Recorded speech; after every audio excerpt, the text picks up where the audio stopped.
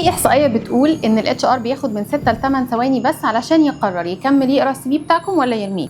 للاسف هيرميه، يعني الموضوع كله بيتحسم في اول نظره للسي في. علشان تتجنبوا انكم تتعرضوا للموقف ده، خليني اقول لكم ازاي السي في بتاعكم يشد انتباه الشخص اللي بيقرا. لازم اول حاجه انكم تقسموا السي في بوضوح. تقسيمه السي في المظبوطه عباره عن السمري، اكسبيرينس، سكيلز، واديوكيشن، بعد كده شويه بيرسونال انفورميشن لو محتاجها. تاني حاجه تكتبوا الجمل في شكل بولت بوينتس تكون قصيره ومباشره. كمان حاجه مهمه جدا، اوعوا تكتبوا مهام عامه، ركزوا على الارقام والانجازات. يعني بدل ما اقول مثلا انا اشتغلت على مبيعات الشركه، انا ممكن اقول ان انا زودت المبيعات بنسبه 30% خلال 6 شهور بس، ودي هتشد الشخص اللي بيقرا السي في. وخلوا بالكم من التنسيق كويس قوي، خط واضح، شكل مرتب، وملخص مهني في الاول يبين اقوى مهاراتكم وخبراتكم وما يتعداش سطرين او 3. الخلاصه انكم محتاجين تراجعوا السي في بتاعكم النهارده وحولوا اي جمله عامه لرقم او انجاز ملموس، وده اللي هيخلي الاتش ار او الشخص اللي بيبص على السي في يقول لازم نكلم الشخص ده ويكون معانا، لانه ببساطه ممكن يكون اضافه قويه جدا للشركه، مش حد بيتكلم في الهوا وخلاص.